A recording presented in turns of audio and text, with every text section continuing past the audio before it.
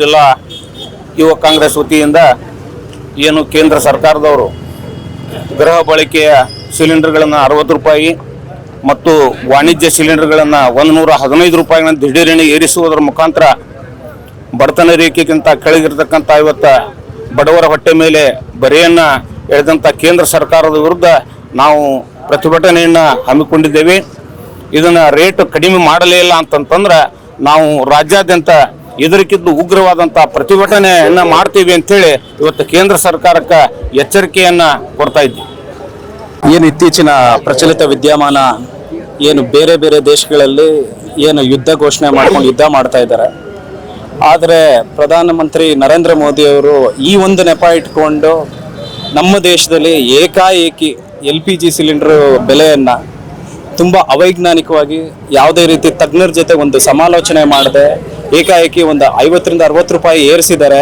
ಇದು ನಿಜವಾಗ್ಲೂ ಖಂಡನೀಯ. ಇದು ಅವ್ರಿಗೆ ಯಾವುದೇ ರೀತಿ ಬಡವರ ಮೇಲೆ ಮಧ್ಯಮ ಜನದ ಮೇಲೆ ಯಾವುದೇ ರೀತಿ ಕಾಳಜಿ ಇಲ್ಲ ಅನ್ನೋದು ಈ ಥರ ನಿರ್ಣಯ ಏನು ಇವರು ಮಾಡ್ತಾ ಬರ್ತಾರೆ ಇದರಿಂದ ನಮಗೆ ಒಂದು ದೊಡ್ಡ ಉದಾಹರಣೆ ಸಿಗುತ್ತೆ.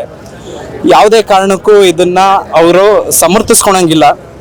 ಜನರ ಹಿತದೃಷ್ಟಿಯಿಂದ ಇವರು ಏನು ಜಾಸ್ತಿ ಮಾಡಿದ್ದಾರೆ ಈಗ ಬೆಲೆನ ಅದನ್ನು ಇಮಿಡಿಯೇಟ್ಲಿ ಅದನ್ನು ಕಡಿಮೆ ಮಾಡಲೇಬೇಕು. ಏಕೆಂದರೆ ಇವ್ರುಗಳೇ ವಾಟ್ಸಪ್ಗಳಲ್ಲಿ ಇನ್ನೊಂದರಲ್ಲಿ ಮತ್ತೊಂದರಲ್ಲಿ ಏನು BJP RSS ಕಾರ್ಯಕರ್ತರೆಲ್ಲ ಹೇಳ್ತಾರೆ ನಮ್ಮ ದೇಶಕ್ಕೆ ಯಾವುದೇ ರೀತಿ ಕೊರತೆ ಇಲ್ಲ, ಗ್ಯಾಸ್ ಆಗಲಿ ಪೆಟ್ರೋಲ್ ಆಗಲಿ ಡೀಸೆಲ್ ಆಗಲಿ ಅಂದಮೇಲೆ ನೀವು ಏಕಾಏಕಿ ಹೆಂಗೆ ಮಾಡ್ತೀರಾ?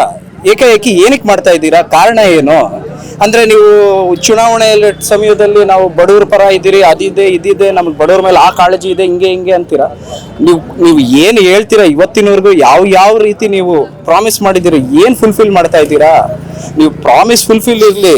ಈ ಥರ ಒಂದು ಸಂದರ್ಭದಲ್ಲಿ ಜನಸಾಮಾನ್ಯರ ಬಗ್ಗೆ ಯಾವುದೇ ರೀತಿ ಕಾಳಜಿ ಇಲ್ಲ ಈ ಥರ ಮಾಡ್ತಾ ಇದ್ದೀರಲ್ಲ, ಇದು ನಿಜವಾಗ್ಲೂ ಖಂಡನೀಯ.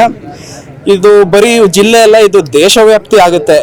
ಇದು ನಮ್ಮ ದೇಶದ ಮಾನ ಮರ್ಯಾದೆನ ಹೋಗಕ್ಕೆ ಮುಂಚೆ ನೀವೇ ಇದನ್ನು ಅರ್ಥ ಮಾಡಿಕೊಂಡು ದಯವಿಟ್ಟು ಬೆಲೆ ಏರಿಕೆ ಅದನ್ನು ಕಡಿವಾಣ ಮಾಡಲೇಬೇಕು ಅಂತ ಹೇಳ್ತಾ ಮಾತು.